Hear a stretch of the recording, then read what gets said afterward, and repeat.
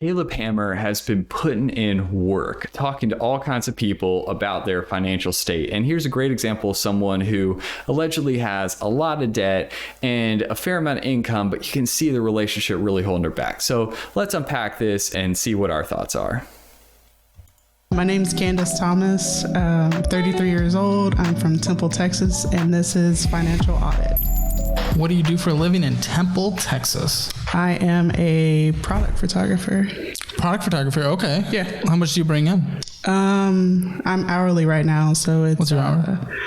$23.13, I believe, an hour. Interesting. That's pretty good an hour. I mean, that's a lot more than, 7, 15. Let's see where she goes with it. Not 13. Yeah, I know. Every year I get like a percentage increase. Oh, sure. So, and how many hours a week do you work? 40 normally. Good. Normally? Does normally mean there's sometimes more, sometimes less, or what is that? Yeah, sometimes if I have a project going on or something, I'll just stay a little later and it just rolls over. Okay. Then I'm just going to use 23, 13, 40 hours a week for like the whole year essentially, and then not take into account the overtime, just to take into account time you might take off. Okay. I always recommend this too. Figure out your base. Don't necessarily assume overtime pay in the future because you're going to get caught and run up short 1 month. That brings us to about $48,000 a year before taxes, or about $4,000 a month before taxes. Does that sound about right to you? Sure. I'm not sure. You don't follow how much money comes in? Yeah, I have it on a spreadsheet, but I don't total it up. This is a great example of where I always try to get people to find their net worth and do it at least once a year. Figure out how much money is coming in. Get a big picture view, because if you don't have big picture view, you don't have big picture goals. I have a function for it, so it just does it automatically. But do you know how much money comes in on a monthly basis? Yeah, roughly $3,000. Because that's definitely a very important thing to know. Yeah. Before I jump into your finances and, give my take on it and then what can be improved and cleaning up some messes, I want to hear from your perspective. How do you think your financial situation is at this point? I think it's better than it was about a year ago, but I still feel like I have a lot to learn. So what do you think you have to learn?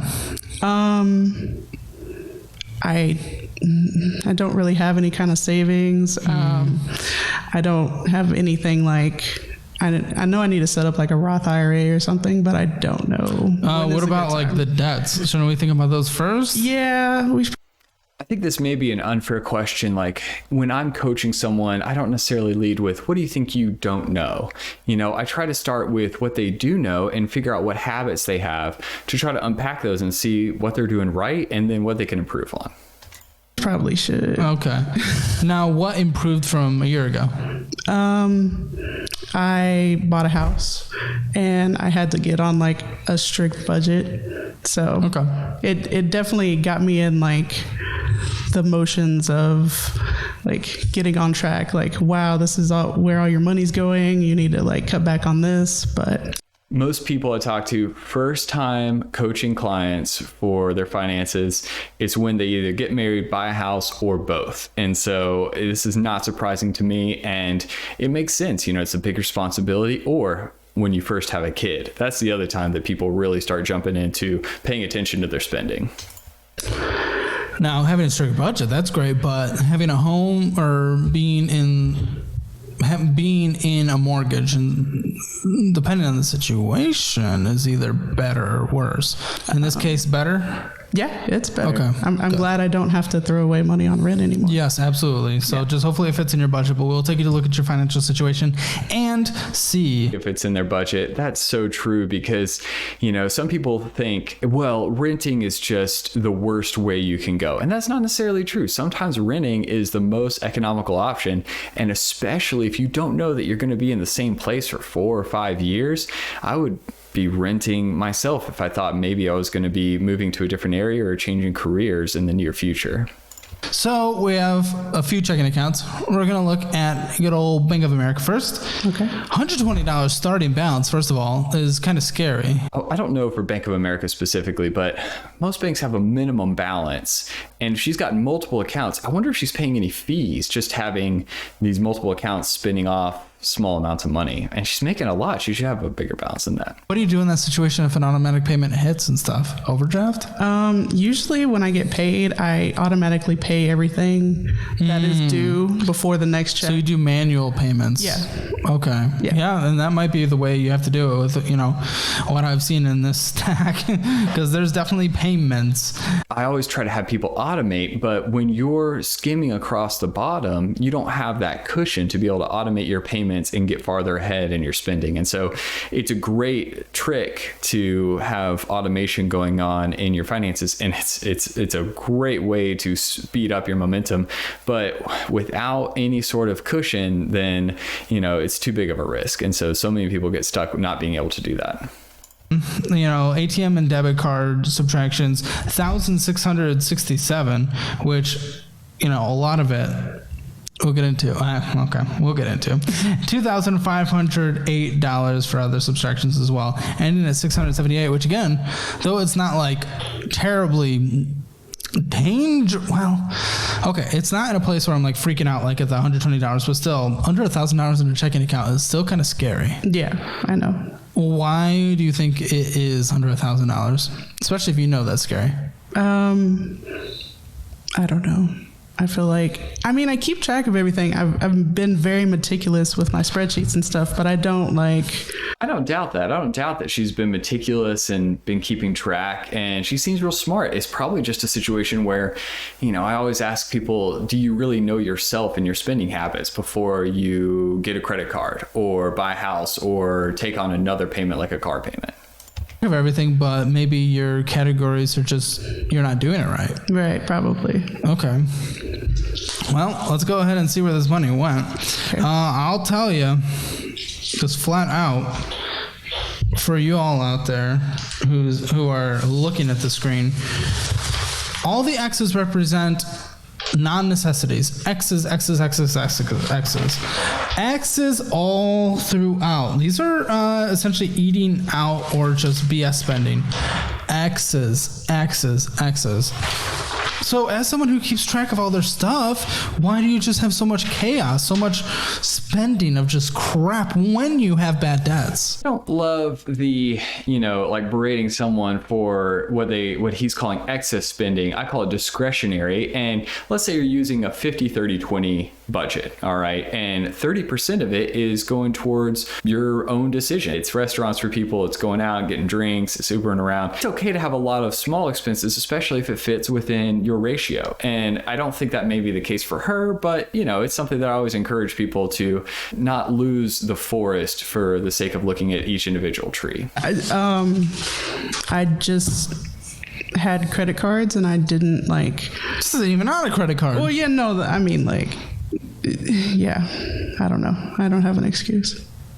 But why do you? I want to get to the root cause. Why do you spend this much on just crap? Oh, let's go through it. No, we're not gonna. Okay. I'm not gonna demand everything because there's too much and there's way too many sheets attached to other things where I would be doing this for hours. Yeah. But endless Apple payments, just different Apple subscriptions, or maybe paying for something with Apple Pay, stuff like that. Yeah. And Klarna. So what are you financing through that? A red flag right there. I may have spoken too soon, but man, when I see lots and lots of Apple payments, it's a red flag. I think there'd be some games going on in here, Because you have many of those purchases that are payments through here. I think I finished paying it off. Good. But it was something. Because you finance your life stupid. Mostly, honestly. Yeah, basically. You really do. Yeah. And lots of these Apple bills and BJ's, a restaurant, and Starbucks, and Moonshine, Patio, and Denny's, and Spotify, and Shipley's, and Apple, and Mexican Grill, Apple, McDonald's, Bath and Body Works, Apple. Ooh, it's getting me hungry just hearing about all these places. Okay, it might sound like a lot when you list it out aggressively like that. I don't know. I've got 2 kids and the trips to at least once every other week to Chick-fil-A. But when you spread that out across the year, it sounds like a lot. 24 trips to Chick-fil-A,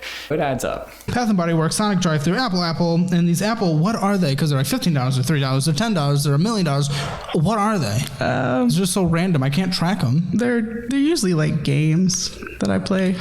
Dude, Dude. Yeah, I know. Whoa. So, no, like the gem game and stuff like that, you're just dropping like hundreds of dollars on a monthly basis? I don't think it's quite 100, but it adds up. I mean, I talk to people all the time. I'm not here to shame anyone, but the games, all right, Candy Crush. If you're spending hundreds of dollars on Candy Crush, you're being taken advantage of, and it's an addiction, and it's something where, you know, that money is going away to something that is a temporary satisfaction, and long term, I got no problem with you spending that, but when it adds up and it takes away from you being able to spend on your essentials, kind of becomes a problem. I don't know, dude. These are like every day.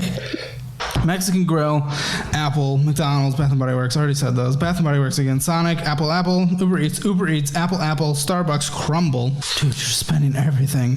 Chewy.com, Klarna again, Astound, Sam's Thai, Shipley Donuts, Apple, Whataburger, Apple, Uber Eats, Shoot Proof, Apple, Starbucks, Olive Garden, Apple, Kohl's, Apple, Schlotsky's, Apple. Every time he says Apple, it's like another just pain in my heart, hearing, knowing that it's just going away. It's why they make billions of dollars. I'm going to date myself, but Flappy Bird, Candy Crush, Clash of Clans, these things, they're addicting, and it can really take away a huge chunk of your life that way. So you really don't think you spent hundreds on Apple? Do you know how many times I just said Apple? That's more than I've ever said Apple in my entire life. That's a lot of in apples. A single day. That's a lot of apples. Yeah.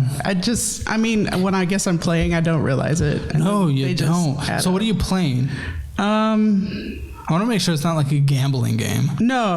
It's, okay. I don't know. It's some kind of, it's not Farmville, but it's like, and then like bingo games. Oh no, to not even know what the game is. There's like, it sounds like there's a bunch of games that are taking away how much time is being invested, because yeah, like her income is super important, and let's say 5, 10, 15, 20% of her income is going to these games. But what about the hours spent? It sounds like spread across all these different games. It's mind-boggling to me. Well, bingo games, that can be kind of like gambling. Maybe. Because that's essentially old person gambling. Yeah, I know. I feel old, but I've tried to stop. How old did you say you were? 33. Okay, you're not old. Like, yeah, I'm 33. That's not old. You know, we got plenty of life ahead of us. I don't know. It's one of those things. It is gambling. And if not that way, then spending money for that short-term satisfaction, that dopamine hit you get from playing bingo on an app, it is what it is. And then we had an affirm payment as well. Yeah. It's probably Christmas stuff. Like, why are you financing everything, though? It's... When you break down the payments, it seems easier. Yeah. Buy now, pay later is an old thing that has come back full force. I talk to so many people, and when I'm going through their details just like this, it's so often that I see these affirm payments, and then it gets lost in the shuffle. You start financing Christmas and a birthday, and then you stacking, and it gets out of hand. Until you've broken down every single payment, and then your minimum monthly payments are just like, choke you. Yeah. Which is kind of where your life is, to be completely honest, and we've barely even scratched the surface. Yeah, pretty much. I feel like I'm like living paycheck to paycheck right now, and probably I wouldn't be surprised, because even for the area, I mean, Temple, it's definitely cheaper than Austin, but still it's relatively expensive. Yeah. And $3,000 a month after taxes, and we haven't even like touched the debts. Yeah. So again, money just flew out. I think the big takeaway here with her spending is not to just focus on the apps and the Apple payments, all that kind of stuff. It's really to get her a bigger picture perspective on her spending. And so it's impossible to do if you're not budgeting. It's impossible to do if you don't sit down at least once a month and look at your spending in large categories. And so my recommendation to most people, and this isn't financial advice, this is just the advice that I follow, and it's good to have an insight like this into someone and their spending, where I would say 50% needs to go to her essentials. She needs to take a hard look at the 30% that she's spending and get some larger perspective on the categories of whether it's spending on a game for entertainment, whether it's going out to eat with friends in a restaurant and food budget, or maybe she wants to travel, and spending money on these games is going to take away her ability to go travel with friends when that opportunity does come up. And then she's going to finance it, and it's going to take away from her ability to pay for her $3,000 mortgage. And then the last portion, which I don't feel like is happening, is the 20%. So you have 50% for your essentials, 30% for your discretionary, and then that 20% needs to go to your future. It needs to go to your retirement. And so retirement and savings, to have sinking funds for things like when your car breaks down, you build up that emergency fund for that unexpected issue. These things, they predictably come up. You don't know when it's going to happen, but you know it's likely going to happen. And so that 50-30-20 rule, that's my best piece of guidance for someone. And maybe that's something that you can take with you as well.